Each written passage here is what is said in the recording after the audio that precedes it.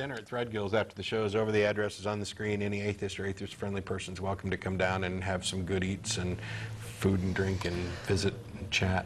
And eat. But if you're coming down to present the transcendental argument for the existence of God, then you're paying for everyone's dinner. you're not going to get to sit next to me. I've beaten that to death. I'm still willing to talk about it in email. I'm still willing to talk about anything in email, but you know, let me eat my dinner, please. I know. It's you know, it's got so bogged down on minutiae when it seems to me that there's just very, very easy, brief ways to take tag down. Careful. And say, but you know. Careful, Martin. I know. You and I might come to blows here in a minute. Yeah. We've got, is it Darius in Napa? Hi. Darius? Darius? Yeah, either way is fine. There are like 4 different ways of pronouncing my name. That's Darius. Yeah. like Darius, the good The classic cool Roman guy from pronunciation. Napa, California. What do you got? How you doing? Hi. I'm just calling because I basically have always been an atheist, like ever since I was a little kid, ever since I can remember. So I don't really have any experience or any understanding of, you know, religions, like firsthand. And I was wondering, you know, like what are the emotional, like bases behind faith and things, and maybe are there like studies that talk about emotional reasons for believing in religion? I know you've already gone over several reasons in the show. I was just sort of curious if there was any like actual studies done about it. Well, Shermer wrote a book. Michael Shermer, editor of Skeptic magazine, wrote a book, How We Believe, where he tackled this very question, and he interviewed tons and tons of folks from a whole bunch of different religious traditions and discussed the reasons that they gave for why they believed. And so, yeah, it's been studied, and you know, by sociologists and on both sides of the fence. It's a really complicated issue, and you're probably not going to find studies. If I'm understanding what you're looking for, you're probably not going to find too many studies that specifically address it. And here's why.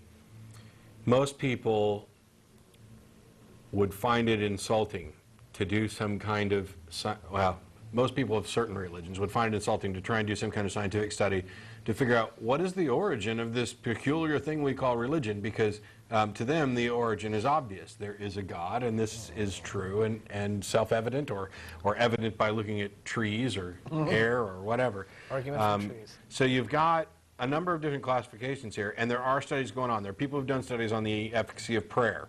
And of course, as I mentioned earlier, we find out that it's about as useful as flipping a coin, and it doesn't matter which coin you flip, just like it doesn't matter which God you pray to.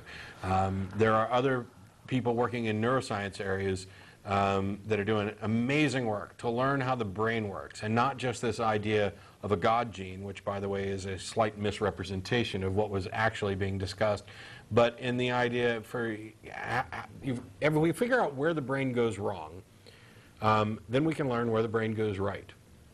And from there, you can go ahead and analyze any belief, any thought. It doesn't matter. I'm not saying that, you know, we're trying to find out why religions went wrong. No, that's not the assumption that's made at all. We're trying to figure out how the brain works, what are the explanations for these things. Science doesn't go in. It's not like there's a group of scientists out there who've said, religion is so clearly some kind of superstitious nonsense. Let's figure out exactly which brain disease these people might have. No. Although I'd love to see someone just come out, big headline. Quite frankly, I think I could list a few that might qualify. Religion determined to be elaborate brain disease. Studies forthcoming. But understanding how the brain works, I mean, there are people who are looking at really interesting things, which is where I talked about hemispherectomies that result in 2 different personalities. They're electroshock that wipes out memories and personalities, and therefore you're creating almost a new individual from scratch. There's really cool diseases like, not diseases, I guess, conditions like synesthesia, where you might see numbers, or a number might have a color or a shape or things like that, about how the brain works. Then there are sociologists and anthropologists who study historical origins of religion and which religions tie to which ones, and we already have some understanding of this way back in time before anybody had ever heard of Moses or anybody else. There were plenty of religions, and what they were these kind of animistic, shamanistic religions, and there's a progression you can almost nail down where you have this worship or reverence for the grand mysteries in nature. And then as people started explaining those mysteries, as we began to master fire, all of a sudden fire became less and less impressive as a god because, hey, we could start a fire whenever we wanted to. Fire is now our tool. And, you know, there's a period of time where fire went from something that was of the gods to a gift from us from the gods to our tool to I got a Bic lighter in my pocket. And you have this projection of self onto animals and trees and other entities around. That's where you get animals. There's a progress you get through. And there are people that are doing the grassroots thing. I'll hold this up. I don't know that this, actually, I can say, I love Guy, but this doesn't qualify, and Guy would admit that doesn't qualify as any kind of scientific research at all. It's 50 Reasons People Give for Believing in God, and Guy is an author who tackles this subject really, really well. He's not necessarily insulting or anything else. It's a good book. I enjoyed reading. We had him as a guest on Nonprofits. But they're real things that people have said when he went around to ask, you know, why do you believe in God? Well, divine justice proves my God is real. And a sacred book proves my God is real. An answered prayer proves my God is real. Yeah, there's any... better safe than sorry. As many reasons for believing in a God probably as there are believers. Yeah. I've always thought, you know, coming from...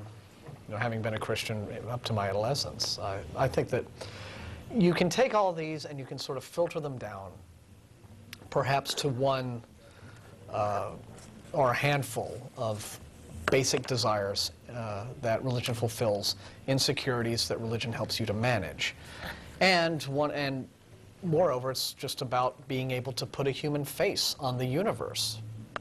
The universe is big. It's really dark, it's full of space and vacuum, and we're in a little speck of dust in it. And that's kind of rather existentially intimidating until you find a way to put a human face on the universe, and suddenly it's not so cold and impersonal and indifferent. And I think that's probably just a lot of it. Yeah. And you become more special, and when the world's got you down, there's somebody who's got your back no matter what. That's appealing.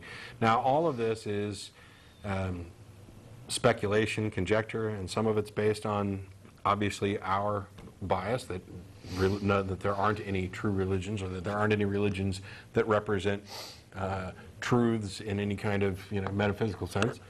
I don't think you're going to find a study that really does what you're looking for, because if there was, I was going to say we'd know about it, but that's not really the point. Yeah, there's not an answer to the question, why are people religious? Yeah, that's the thing. And if we ever found, like, I don't know, that the one religion answer, gene. Yeah.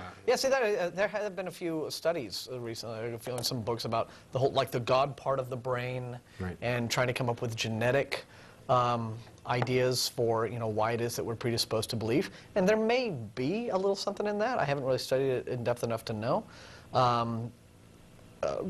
Right off the bat, I don't know that I'd necessarily find it an altogether convincing idea or even a necessary one. You know what? We're babbling on, and the real answer is, I don't know if it's out there or not. I'm unaware of it. And no religion is as cool as having a cow on your shoulder. And I got to let you go, Darius. I'm sorry we're out of time. We got 30 seconds left in the show. We're going down to Threadgills shortly. If you're in the Austin area and you're not coming down to, I don't know, be mean, feel free to do so. There's the crew. Hey, crew. Ooh, There's the half screen. Yeah, they're not. Hey, we'll see you next week. Russell will be in here then, and I'll be off. Be safe.